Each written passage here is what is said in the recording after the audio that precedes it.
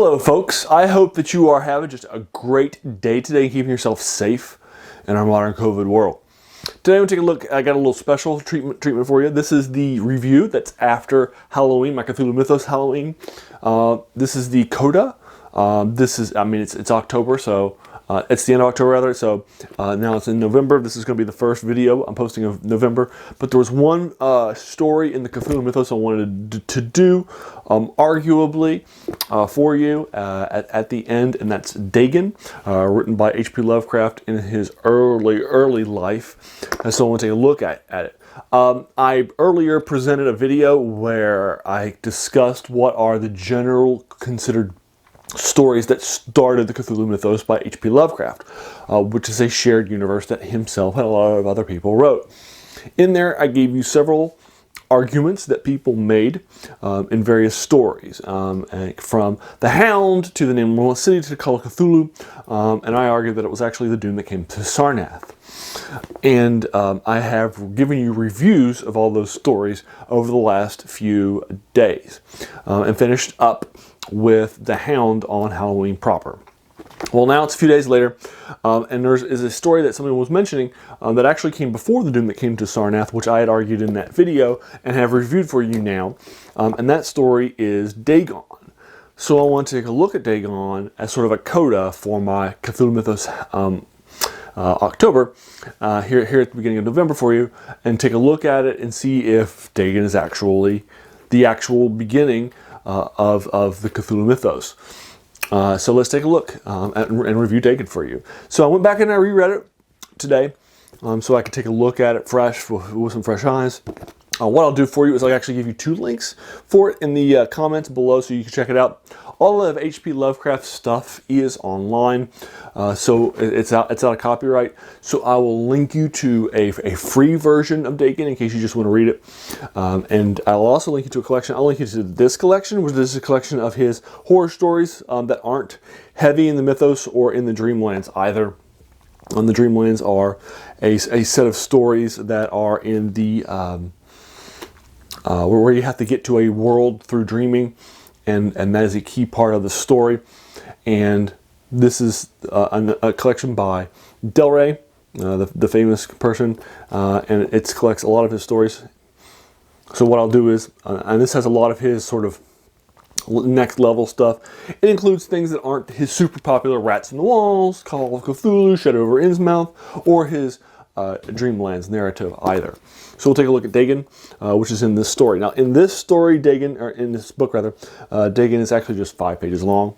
I reread it in 12 minutes in my oversized collection. So while I was taking a bath this morning, so it's incredibly quick. It won't take you that long to read, which is to its credit.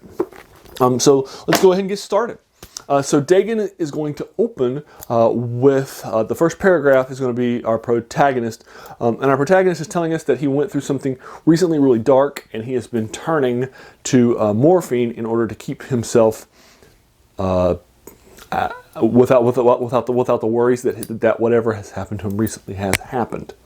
Now that he's become penniless from his morphine addiction, what he ends up doing is he ends up having this sort of statement that he's putting down in this story in order to show what has happened to him that has led him to turn to morphine and led him to this dark place in his life that he knows is now going to be over now that the morphine is running out.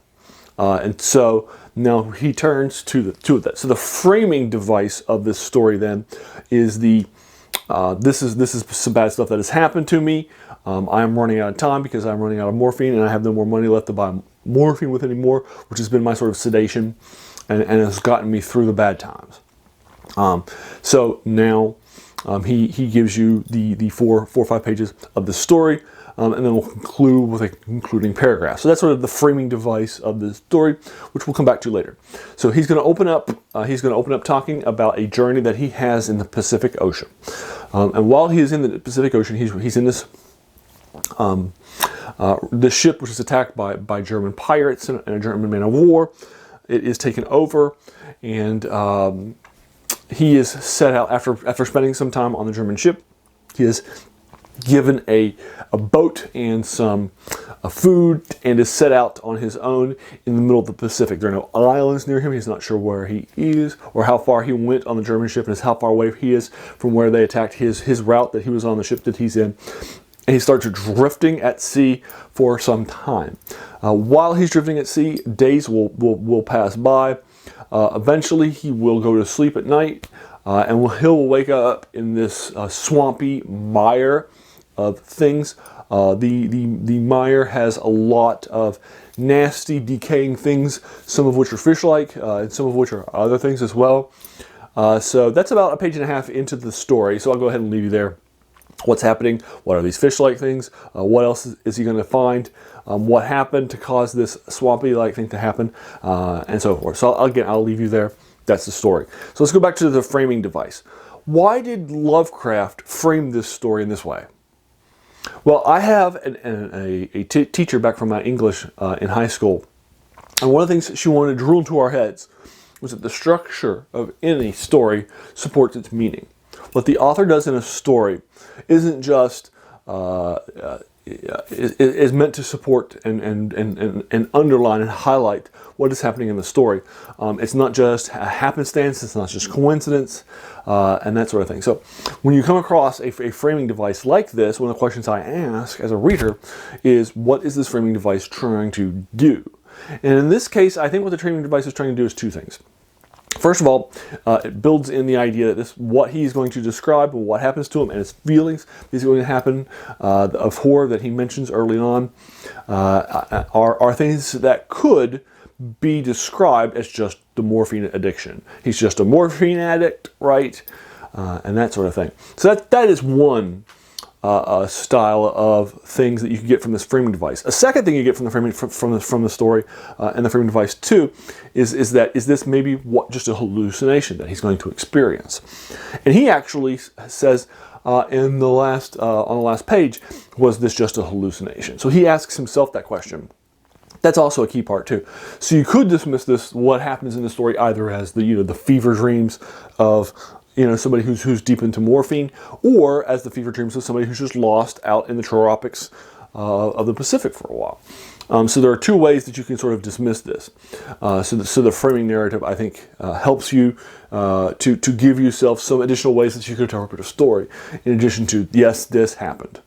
All right, so let's go ahead and take a look at the Cthulhu Mythos elements of this story, because that's obviously the key reason why I'm reviewing the story for you.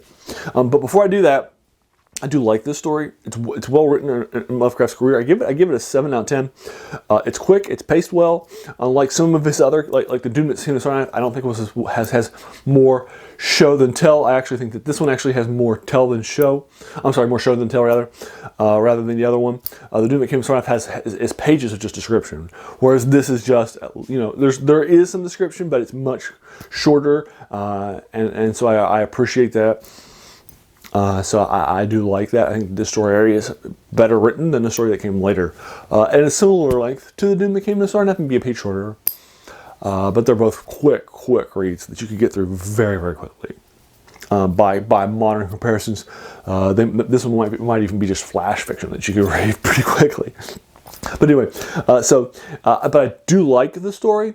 But then again, let's take a look at the Cthulhu Mythos elements of the story, and then ask the question: is this story in the Cthulhu Mythos? Well, the first part is that this story is called Dagon, and Dagon is a key central character in the mythos. For example, he'll show up in the Shadow over Innsmouth, in the city of Innsmouth, where there is an esoteric order of Dagon. Shadow over Innsmouth is my favorite mythos story by H.P. Lovecraft. It's set in the seedy squalor town of Innsmouth. That time has passed by, a coastal town where there are these servants of Cthulhu, and they are these deep ones that are there, and deep one hybrids that are there that have taken over the area. All of which I like a lot. So, and in there is this faith, the esoteric order of Dagon. So Dagon there gets a name call, and that is the name of this story. There's also a line in the story that refers to Dagon as well, as a question: is something that he encounters Dagon or not? And Dagon is in real life, Dagon is a god from an ancient Mesopotamian area. And so he is a god of fishing and fish and that sort of thing. And so he's kind of brought up in this story as a one line as, is this what I'm seeing? Is this character that I'm seeing? Is it Dagon? That is the only mention of Dagon in the story. Is this story technically in the Cthulhu mythos or not? I don't know.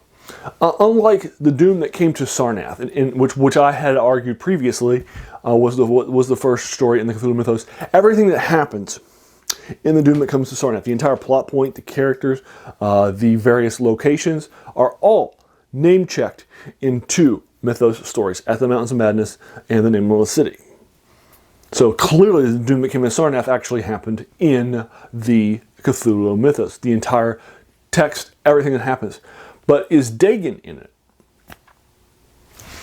Nothing that happens in Dagon is name-checked. The events that happen in Dagon aren't referred to in other works that I did some research on earlier today. I couldn't find a single place in a Cthulhu mythos work that has incorporated the events of Dagon by H.P. Lovecraft or by other people that were writing during the first generation at the same time as he was writing the Cthulhu mythos work while he was alive up to 1937. So therefore, is Dagon actually in the mythos? I think you could argue it one way or the other. I got to be honest with you. And I'm of two minds. I'm not sure.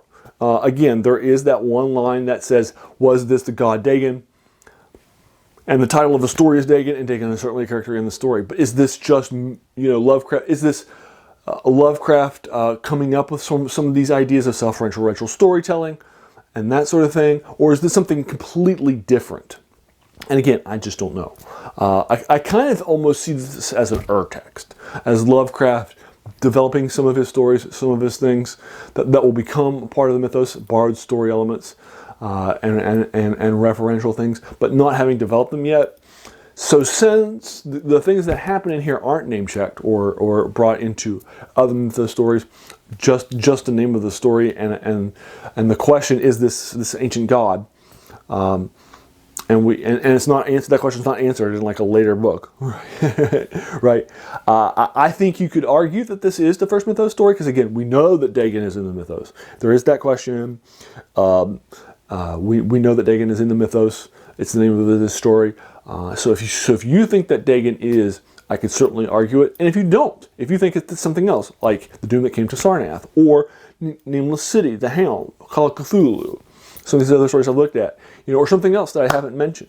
But I'd be happy to sort of engage you with it further in the comments below. Did you like my review? Have you read Dagon? What did you think of it? Did you like or agree with anything in here? Do you think it's the first story in the mythos or not? And do you think it counts? Or is it just more of an example like I'm kind of drawn to? And I can see both arguments. So again, I'd be happy to sort of unpack that with you further in the comments below. If you like this video, please feel encouraged to hit that subscribe button. There's going to be so many more of these to follow. And finally, hey, I just want to take some time out and thank you for watching my video. We all have so many things happening in our lives. So the fact that you spent this time with me is incredibly humbling and I really appreciate it. So thanks again and have a great day.